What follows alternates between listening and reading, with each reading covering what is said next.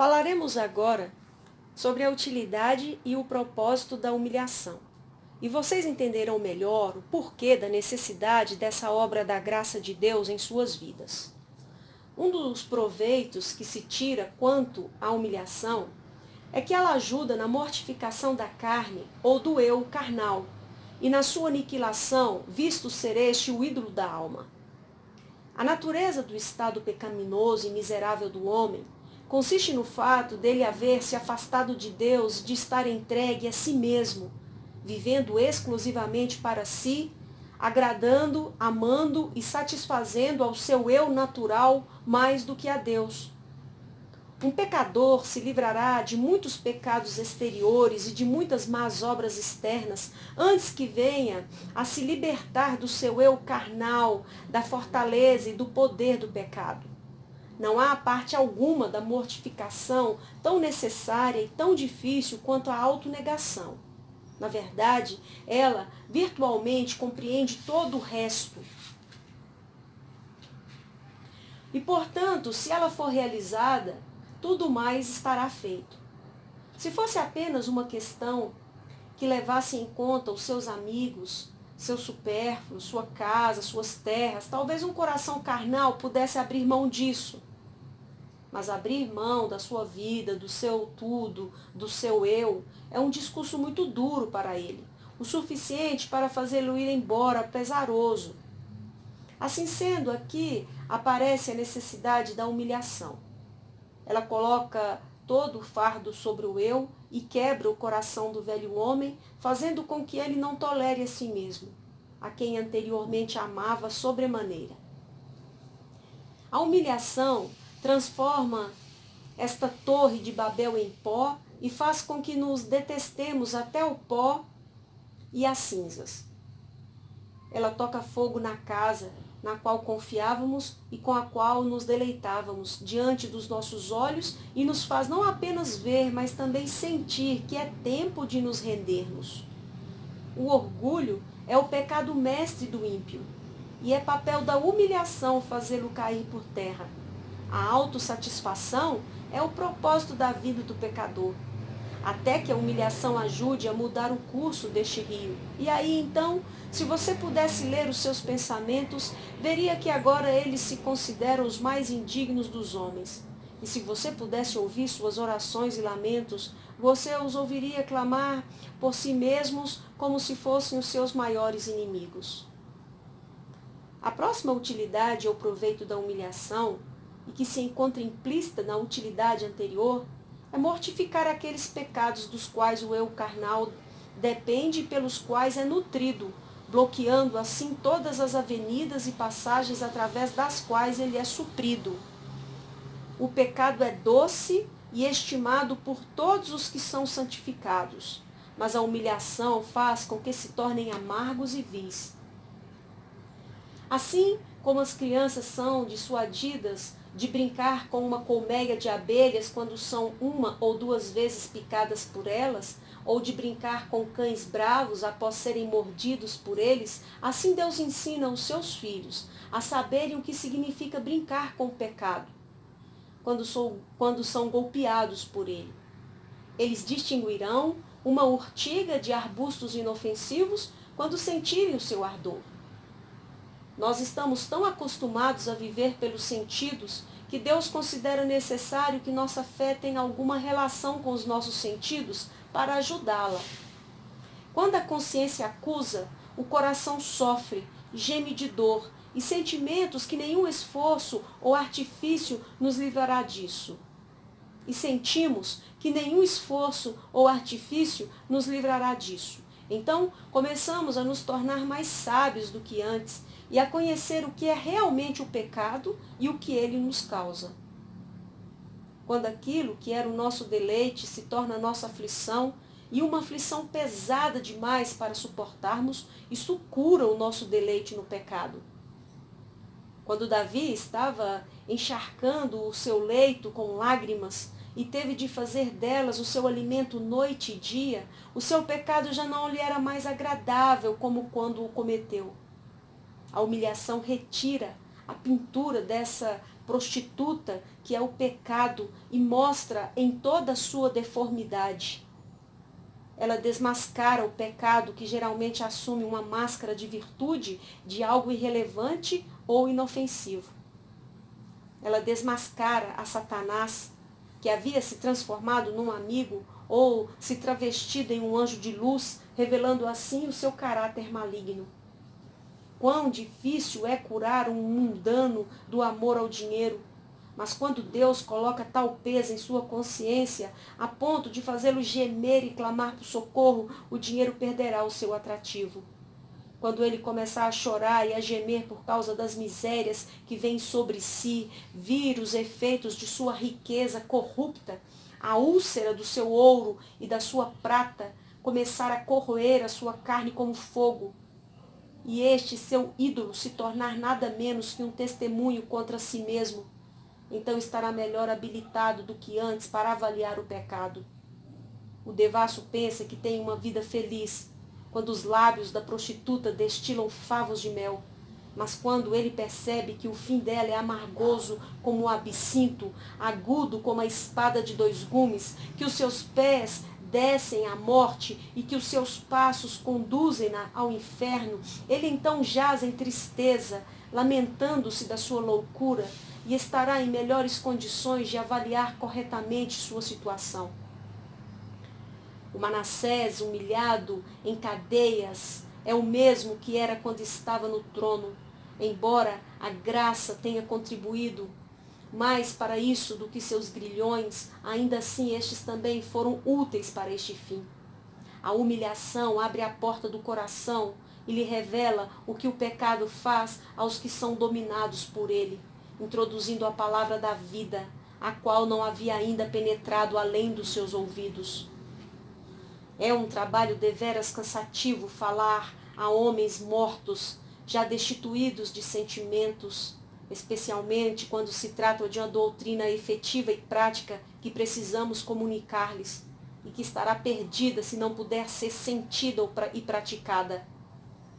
Até que seja operada a humilhação no coração do pecador, nós falamos a homens mortos, ou pelo menos a homens profundamente adormecidos. Quantos sermões eu tenho ouvido acerca dos quais se pensava que viriam a transformar internamente os corações dos pecadores, fazê-los chorar por causa dos seus pecados com tristeza e vergonha diante da congregação, levando-os a nunca mais se envolverem com a transgressão. E, no entanto, os ouvintes quase nem foram tocados por eles, mas saíram do mesmo modo como entraram, como se não soubessem do que o pregador estava falando, pelo fato de seus corações estarem o tempo todo adormecidos dentro deles. Uma alma humilhada, entretanto, é uma alma desperta. Ela considerará aquilo que lhe é dito, especialmente quando percebe que vem do Senhor e que diz respeito à sua salvação. É um grande encorajamento para nós, ministros, pregar para um homem que tem ouvidos, vida e sentimentos, que recebe a palavra com apetite, saboreando-a e desfrutando a comida que lhe é colocada na boca. A vontade é a principal fortaleza do pecado. Se nós pudermos alcançá-la, poderemos fazer alguma coisa, mas se ela bloquear o coração e o mais próximo que pudermos chegar dele for o seu ouvido ou cérebro, não haverá benefício algum. A humilhação nos abre uma passagem para o coração, a fim de que possamos tomar de assalto o pecado em seu vigor. Quando eu falo a vocês acerca da natureza abominável do pecado, que causou a morte de Cristo na cruz e que conduz ao inferno, e quando lhes digo que é melhor correr para o fogo do que cometer o menor pecado de maneira proposital, embora se trate de algo tal que o mundo nem note, um homem não humilhado pode ouvir e superficialmente crer em tudo isso, e até consentir intelectualmente com a verdade, mas apenas a alma humilhada pode compreender e sentir o que lhe está sendo dito aqui. Que luta nós travamos com um beberrão, ou com um mundano, ou com qualquer outro pecador frívolo, na tentativa de persuadi-los a abandonar os seus pecados e a abominá-los, e tudo com tão pouco resultado. Às vezes ele deseja abandoná-los, mas acha que sendo tentado a provar do pecado de novo, mas acaba sendo tentado a provar do pecado de novo, e assim continua flertando com ele, porque a palavra não se assenhorou do seu coração. Mas quando Deus vem sobre a alma, como uma tempestade, arrebentará as portas, e como relâmpagos e trovões na consciência, ele apoderar-se-á do pecador e, sacudindo-o todo em pedaços pelo seu terror, lhe pergunta: o pecado é bom para ti? Uma vida carnal e descuidada é boa? Tu, verme desprezível, tu, tolo pecado, tolo pedaço de barro, ousas me enfrentar face a face? Ignoras o fato de que eu estou sempre vendo o que fazes? Foi para praticar tais coisas que eu te criei, sustentei e preservei? É para isso que continuas vivo?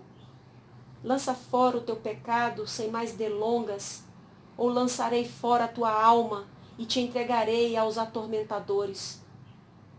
Isto desperta o pecador com relação à sua demora e procrastinação, faz com que veja que Deus tem tido boa vontade para com ele e que, portanto, assim ele deve ser para com Deus.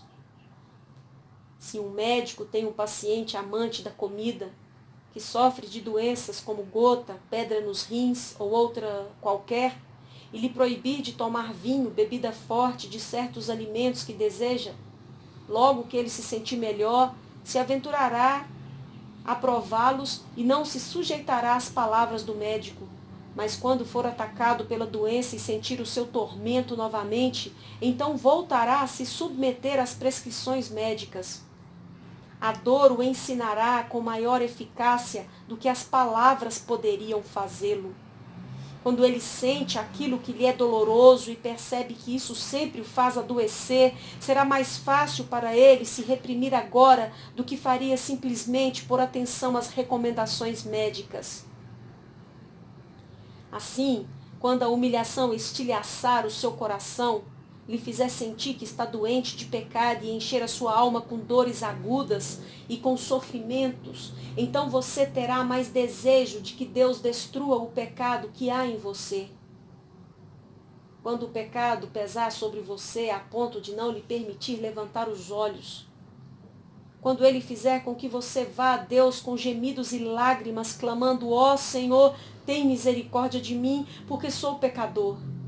Quando você ficar feliz em procurar pelos ministros do Evangelho para avaliar a sua consciência, para encher os seus ouvidos com acusações a si mesmo e até revelar os pecados mais odiosos e vergonhosos, então você ficará feliz em se desvencilhar desses pecados. Antes disso, não adianta falar-lhe sobre mortificação e sobre rejeição resoluta dos seus pecados. Os preceitos do Evangelho parecerão rigorosos demais para você, para que você se submeta a eles, mas um coração quebrantado o faria mudar de ideia. Um lavrador saudável diria: eu como o que quero. Os médicos querem que obedeçamos às suas prescrições só para poderem tirar o nosso dinheiro. Eu não seguirei os seus conselhos. Mas quando a enfermidade o acometer e houver tentado em vão tudo o que estava ao seu alcance, sem que a dor lhe dê descanso, então, quando ele for levado ao médico, fará qualquer coisa e tomará qualquer remédio que lhe for dado, a fim de que possa ter algum alívio e venha a recuperar sua saúde. Assim, enquanto o seu coração estiver endurecido e não humilhado, os pregadores e as escrituras lhes parecerão severos demais. O que você deseja realmente são ministros frívolos e presunçosos, que preguem o que bem quiserem. Você nunca acreditará que Deus concorda com as coisas duras que os ministros fiéis pregam, nem que ele o condenará pelas coisas às quais você dispõe o seu coração. Mas quando aqueles pecados se tornarem como que espadas no seu coração e você começar a sentir aquilo que os ministros haviam lhe alertado, então a sua reação será outra. Portanto, livre-se do pecado. Não há nada tão odioso, tão maligno, tão intolerável. Se você pudesse se livrar dele, custasse o que custasse, então você teria por Então você teria por seu melhor amigo aquele que lhe pudesse dizer como eliminá-lo e se libertar dele. E aquele que afastasse você desse amigo lhe seria como o próprio Satanás. A humilhação escava tão profundamente que mina o pecado e enfraquece a fortaleza do mal. E da feita que o alicerce torna-se profundamente enraizado pela humilhação, ele logo poderá ser destroçado. Quando os assassinos de Cristo tiveram os seus corações golpeados, eles clamaram por um conselho dos apóstolos: o que faremos, irmãos? Quando um assassino dos santos é jogado por terra cego e o Espírito, além disso, humilha sua alma, ele é levado a clamar: Senhor, o que tu queres que eu faça? Quando um cruel carcereiro que açoita os servos de Cristo é levado por um tremor de terra a um tremor de coração, ele então clamará: o que devo fazer para ser salvo?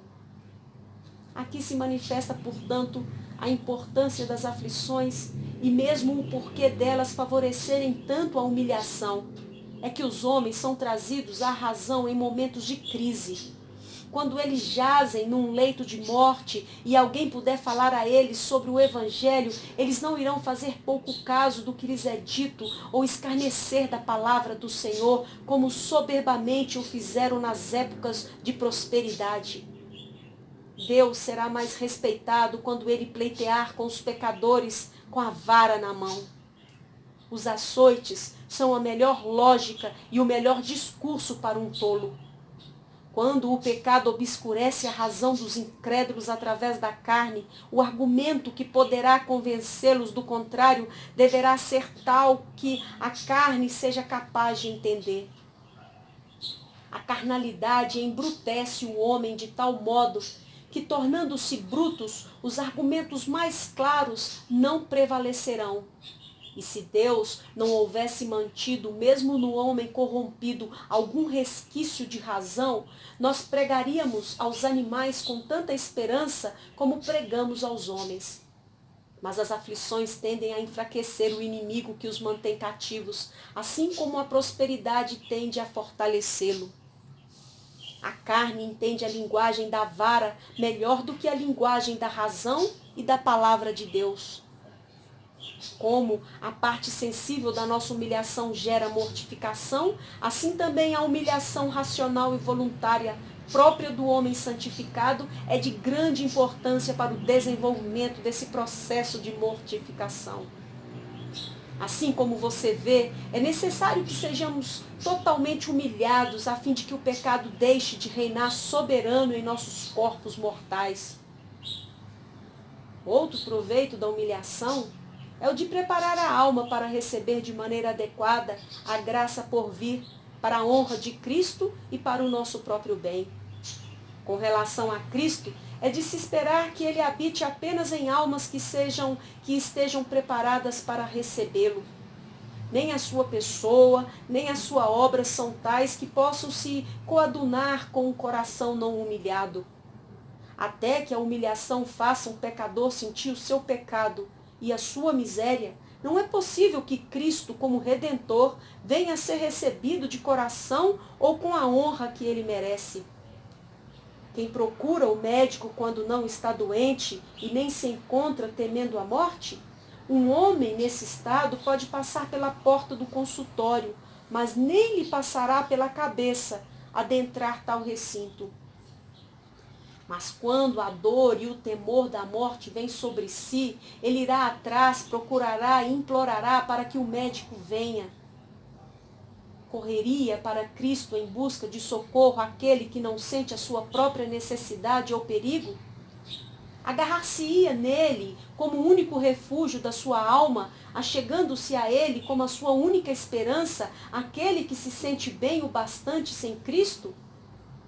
Prostrar-se-ia aos seus pés, mendigando misericórdia àquele que passa muito bem sem ele?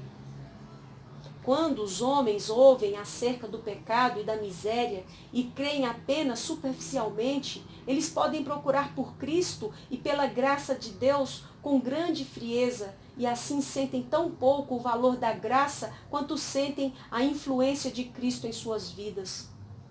Mas Cristo nunca será valorizado e procurado pelo que ele é, até que o sofrimento nos ensine a fazê-lo.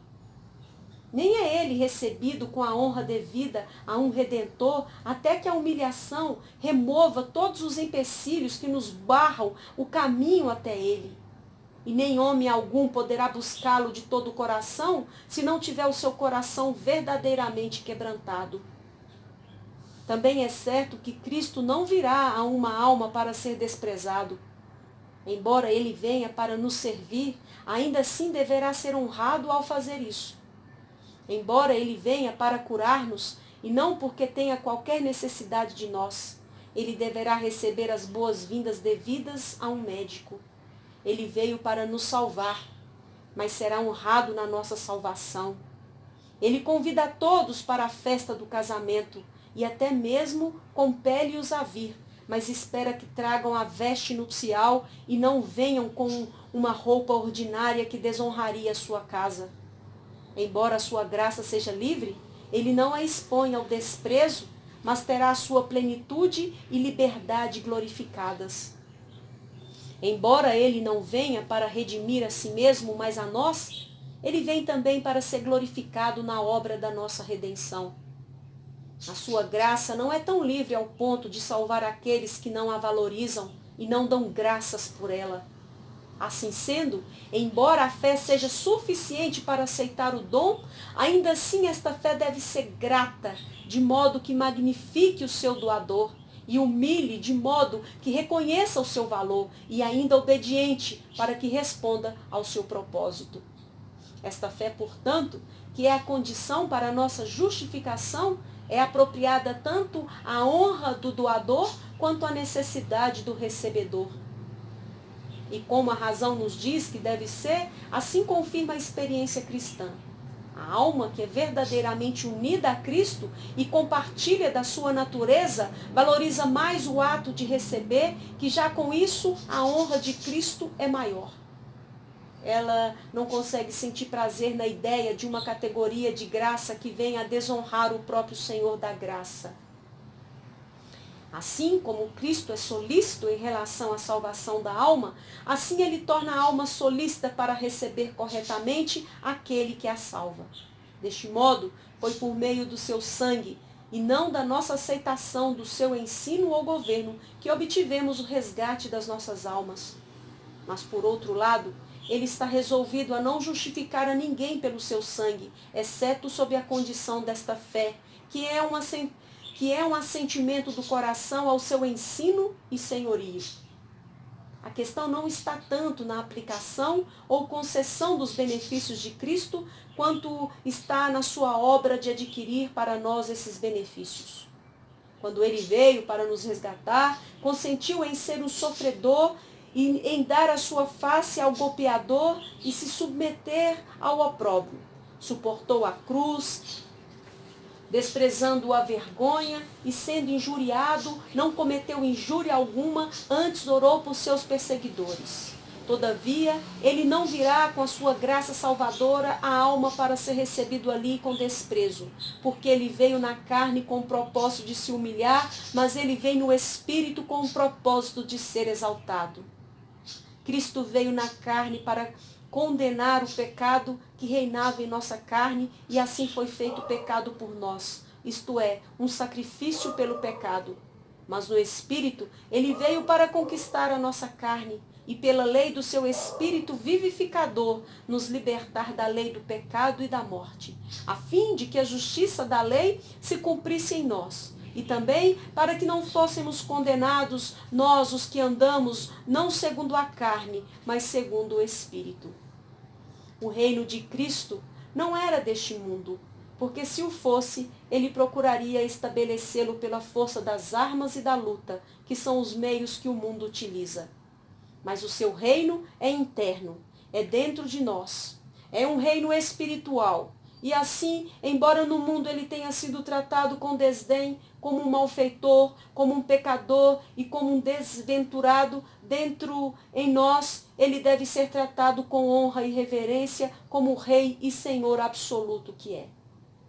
O momento do executor e do poder das trevas foi quando Cristo estava em seu sofrimento e agonia, mas quando ele vem através da sua graça salvadora a uma alma, este é o momento do seu triunfo e contentamento e do poder prevalecente da luz celestial.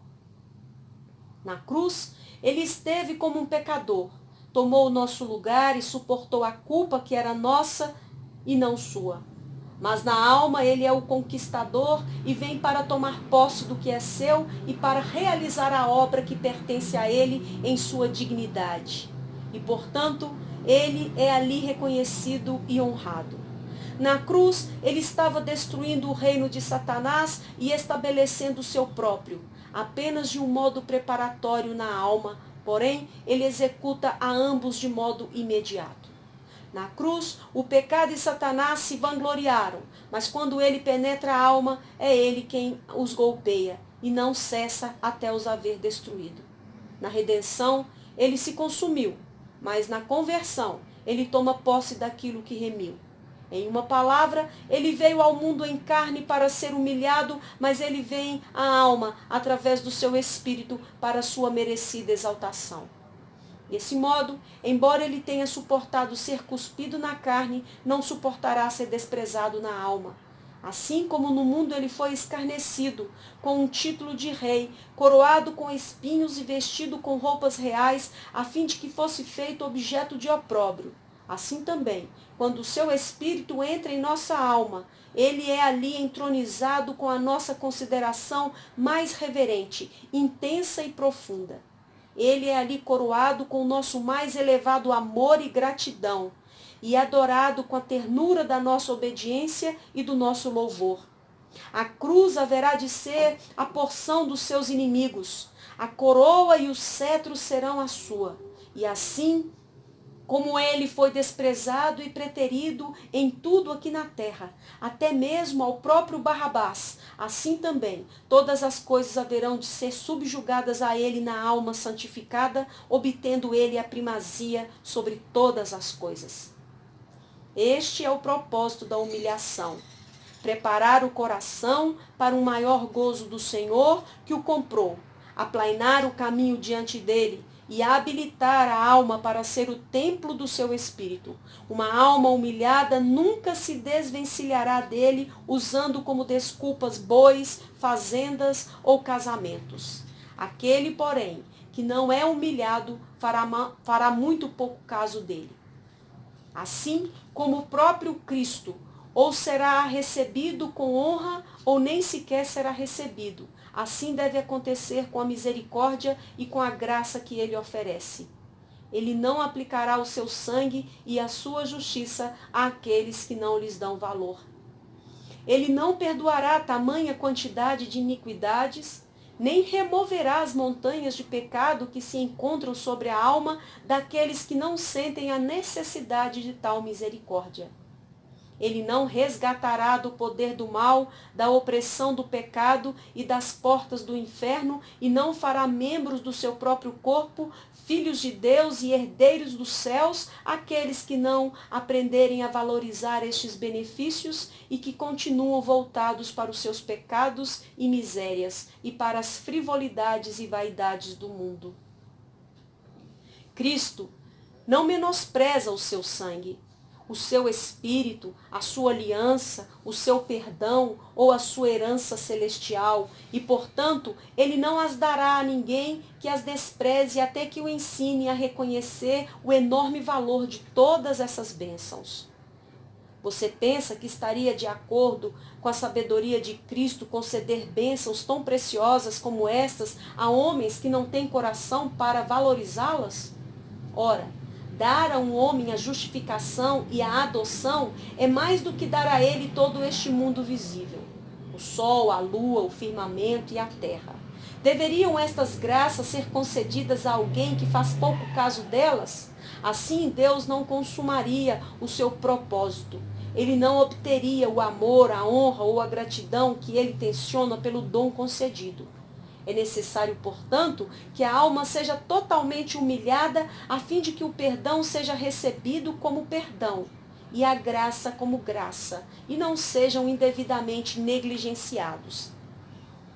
Assim como a humilhação é necessária para a honra tanto de Cristo quanto de sua graça, assim também ela é necessária para o nosso próprio benefício e consolo. A misericórdia não pode ser realmente nossa, se a humilhação não nos habilitar a recebê-la. Esses doces remédios devem ser sorvidos para o interior de um estômago vazio e não tomados em vaidade e impiedade. Um homem à beira da forca se regozijará ao ser perdoado, mas um mero observador que se julga inocente não daria valor a uma carta de absolvição. Antes, ficaria injuriado e tomaria o oferecimento de perdão como uma acusação. Não há muita doçura no nome de um redentor para uma alma não humilhada. Ela não dá valor ao Espírito. O Evangelho não é evangelho para ela. As boas novas de salvação não são tão alegres para tal pessoa quanto as boas novas de riquezas ou de deleites mundanos. Assim como um estômago saudável é o que faz a refeição parecer agradável a nós, e o cardápio mais simples é mais agradável ao sadio do que as refeições mais suculentas ao doente, da mesma forma, se não formos esvaziados de nós mesmos, vis e perdidos em nossas próprias apreensões, e se a contrição não estimular os nossos apetites espirituais, o próprio Senhor e todos os milagres da sua graça salvadora não terão valor algum aos nossos olhos. E ouvir ou pensar sobre estas coisas apenas nos aborrecerão. Que tesouro inestimável é Cristo para uma alma humilhada. Que vida nas suas promessas, que doçura em cada experiência da sua graça e que prazer no seu imensurável amor. Outro proveito da humilhação, implícito no item anterior, é que ela é necessária para fazer com que o homem se submeta aos termos do pacto da graça. O homem natural se agarra aos prazeres da carne, vive pelos sentidos e é apegado às coisas do presente. Ele não sabe como viver apegado às coisas invisíveis por meio de uma vida de fé. Esta é a nova vida que todos os que estão em Cristo devem viver. Assim, portanto, ele os convoca a abandonar tudo, a crucificar o mundo e a carne e a negar a si mesmo, se quiserem ser seus discípulos. Mas quão relutante é o homem natural para renunciar a tudo e se entregar totalmente a Cristo. Quão ansioso ele é para se agarrar às coisas do presente por falta de confiança nas promessas celestiais, tendo os céus em última análise apenas como uma reserva. É nestes termos que os hipócritas são religiosos e é assim que enganam as suas almas. Mas quando o coração é verdadeiramente quebrantado, não mais permanecerá desse modo com relação a Cristo, mas se submeterá totalmente aos seus termos. Não estabelecerá condições para com ele, mas aceitará com gratidão as suas condições. Possuindo a Cristo, a sua graça e a esperança da glória, qualquer coisa lhe satisfaz a alma. Outro propósito da humilhação é o de nos preparar para reter e progredir na graça quando nós a recebemos. O ditado diz: o que se consegue com facilidade, facilmente se perde. Se Deus concedesse o perdão dos pecados ao que não é humilhado, quão cedo ele seria desprezado. Quão facilmente tal pessoa daria ouvidos à tentação e retornaria ao seu próprio vômito. Como nós dizemos, a criança que já se queimou teme o fogo. Depois que o pecado o golpear e partir o seu coração, você o abominará enquanto viver. Quando a tentação vier, você se lembrará da sua dor aguda. Isso não é aquilo que me custou tantos gemidos, me lançou ao pó e quase me condenou? E vou eu cometê-lo novamente? Foi tão difícil para que eu fosse restaurado por um milagre de misericórdia e irei agora ocorrer novamente para a miséria da qual fui salvo? Não sofri eu tristezas, temor e inquietação suficientes para que vá agora voltar a essas práticas e renovar o meu transtorno? Assim, A lembrança dos seus sofrimentos será um contínuo alerta para você. Um espírito contrito, que é esvaziado de si mesmo e ao qual é ensinado o valor de Cristo e da misericórdia divina, não apenas se agarrará a eles, mas também saberá como usá-los com gratidão a Deus e benefício para si mesmo. Outro uso da humilhação é o de preparar a alma para se aproximar do próprio Deus, de quem ela se afastou. Assim como nenhuma criatura é permitido se aproximar do Deus dos céus, a menos que o faça com humilde reverência, assim também a nenhum pecador é permitido se aproximar dele, a não ser que o faça em contrita humildade. Quem é que pode sair de um estado de tal impiedade e miséria e não trazer consigo aquelas marcas em seu próprio coração?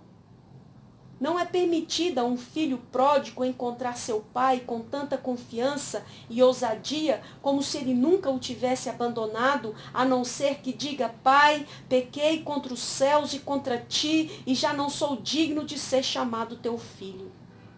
Não pode uma alma culpada ou que alguém que é resgatado do fogo olhar para Deus com uma face soberba, mas com a cabeça baixa de vergonha e tristeza, batendo no peito e dizendo: ó Senhor, tem misericórdia de mim, pecador.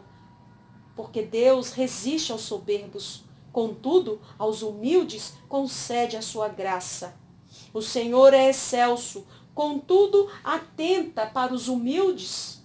Os soberbos, ele os conhece de longe, porque assim diz o santo: habito no alto e santo lugar, mas habito também com o contrito e abatido de espírito, para vivificar o espírito dos abatidos e vivificar o coração dos contritos. Mas o homem para quem olharei é este, o aflito e abatido de espírito e que treme da minha palavra. Perto está o Senhor dos que têm o coração quebrantado e salvos de espírito contrito. Sacrifícios agradáveis a Deus são um espírito quebrantado, coração compungido e contrito, não desprezarás, ó Deus. Não há retorno a Deus, a menos que neguemos a nós mesmos, por causa das nossas abominações. Quanto mais nos aproximamos de Deus, mas nós devemos nos detestar até o pó e as cinzas. Ele não aceita um pecador em seus pecados. Antes, primeiramente, o lava e limpa profundamente. A conversão deve nos fazer humildes como crianças pequenas, as quais são ensináveis e não procuram por grandes coisas no mundo, pois de outro modo não entraremos no reino de Deus. Nisso consiste os proveitos e a necessidade da humilhação.